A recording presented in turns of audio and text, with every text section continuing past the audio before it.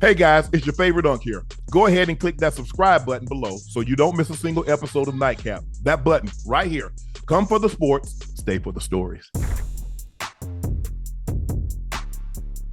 Chiefs and Travis Kelce have agreed to terms on a new 2-year contract extension that makes him the NFL's highest paid tight end. It's a new 2-year deal that's worth $34.25 million. They tore the old contract up that was $30.25 million. So he's under contract through 2025. More than worthy. He should be the highest paid. I think he's the best the best tight end in football. I think he's the best tight end of all time based on what he's done in the regular season, based on what he's done in the Pro Bowl. You can debate if you love Gronk, that's fine. If you love Tony Gonzalez, that's fine also. Guy that doesn't get a whole lot of love is Antonio Gates. Yeah, nobody could score the ball like Gates. He wasn't the fastest, but he was shifty. He was a big body. He knowed how to position. He was a basketball player, so he knowed how to post guys up. And Drew would throw it up, Phillip Rivers would throw it up, and he would come down with the ball. Yeah. But Travis Kelce is now the highest paid tight end in football with an average salary of a little over $17 million per year, and it's a contract that's very, very well deserved. Yeah, listen, nobody can argue the fact. And I saw when the contract came out and it was over Twitter, and Patrick Mahomes tweeted, I told you I wouldn't let my guy leave. You know, and I'm sure Mahomes is going to continue to restructure his contract in such a way so you can keep some of the important pieces around you that make the engine go. You know, Travis Kelce is a very important, vital part of that offense. I would say, Patrick Mahomes' security blanket. You know, come hell or high water. If you snap the ball, if you need a play on a certain down, Travis Kelce is that guy that you look forward to going to at all times, despite some of the inconsistencies that they had last year in the past game. When it mattered most, especially towards the end of the season, who came through for you?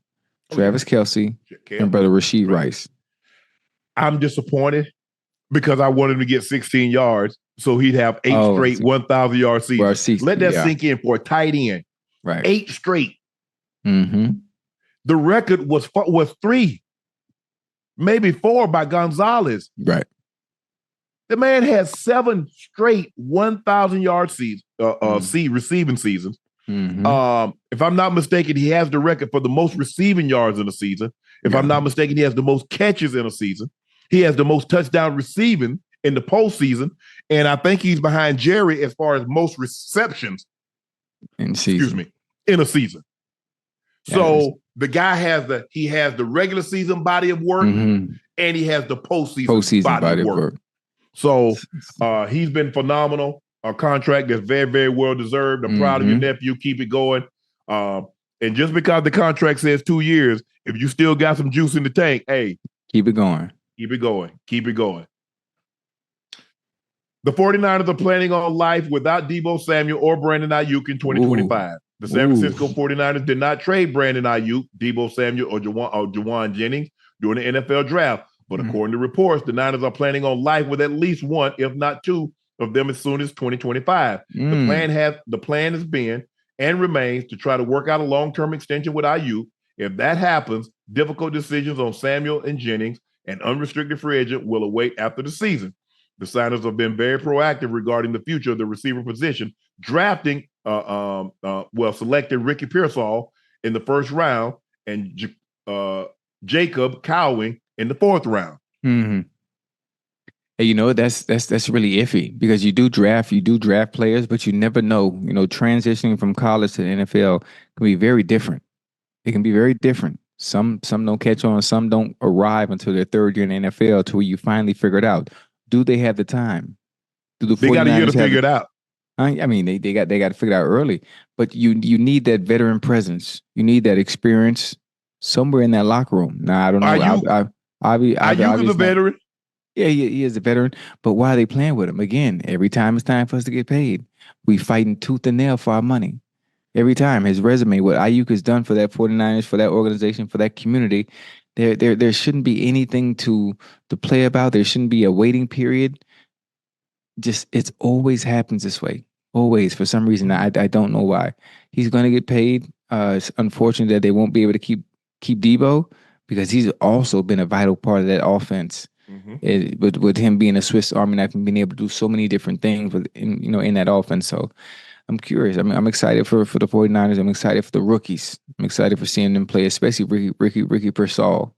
Yeah. He has some dope highlights. You ever remember that one-handed catch he had? Oh yeah, over the middle. Yeah. Oh yeah, that was nice. That was nice. That was real nice. He reminded me of Brandon Lloyd. Oh yeah. Now B. Lloyd has some of the best hands I've ever seen. I don't think people realize how great his hand. He made acrobatic catch before technology. You know what I'm saying? Before the advancement of the gloves, he was making catches like that. I'm talking about toe touches. Oh yeah. I mean, he catches stuff. I'm like, oh my goodness. Yeah, Brandon Lloyd was a real deal, man. Yeah, go check his highlight. Ocho, I just think the thing is, at some point in time, the 49ers are going to have to cash these in. You can't keep knocking because you see they've already had to get off so many defensive players. Right.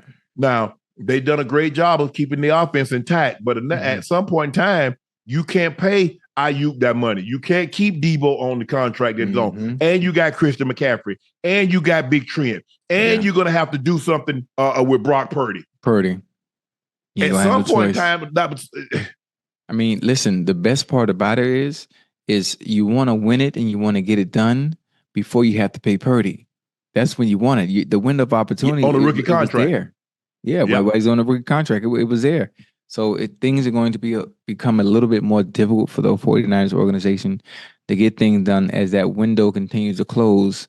And now you have people saying, well, Deebo might not be here. Ayuk might not be here. The more talent you have, the easier your supporting cast can make Brock Purdy's job is when you need to get the job done. And they just haven't. They haven't been able to close out. And see, that's the thing.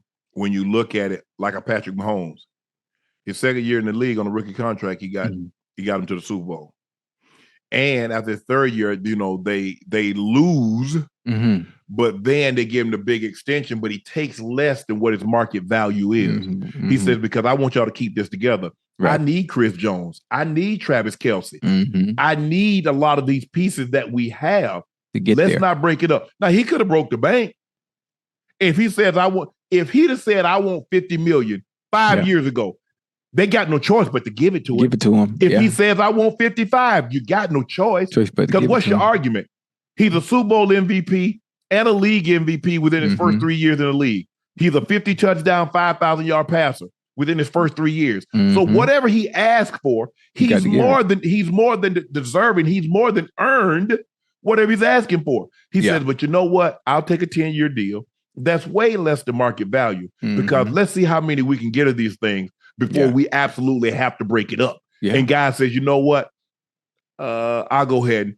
So they're able to keep Stone Cold Chris Jones. They're able to keep Trav. You got Pacheco. Now you did leave you did lose L'Jarius Sneed. Yeah. But you understand, but you got McDuffie. Who was first team All-Pro. Yeah. You can't keep everybody. No. Because eventually the fox is going to come raid they're going to come raid your hen house. Because they know you got hens that's laying golden eggs. So they're going to start coming to get them, Ocho. Yeah. You know that. You know that. Now let me see what I'm willing to part with. Right. Now, I wish more teams were like that. I wish more teams were understanding with, like, you know what? L'Jarius Sneed has been a phenomenal talent for us. He's a great, great talent. And he deserves to be paid well for what he's able to do. You know what? We understand we're not going to be able to pay you, so we're going to allow you to go to another team so they can do you your due just. Not, you're right. You know what? We're going to franchise tag him or we're going to tag a player. Like, I don't understand. I understand the business, but why piss the individual off? Right. Well, because if you franchise tag, a model citizen. Yeah, if you franchise tag me, sometimes they try to use, well, it's going to take us some time to work a contract out and get the numbers right. Now, that's one thing. Franchise just to buy you a little time, but franchise tagging me is basically telling me, you know what? We like you.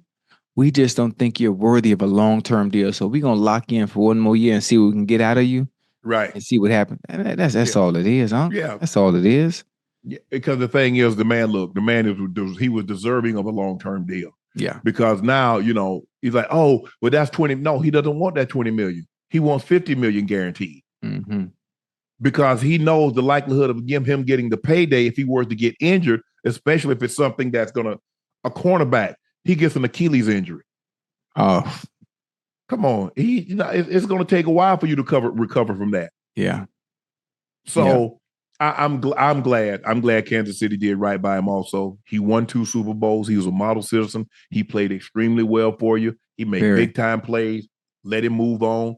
Let him go secure his family for the rest of their lives. Now he can secure a couple of generations with the money that he's going to make from the Tennessee Titans. So kudos to the Trav for getting that deal done. But the 49ers got some decisions they're going to have to make here.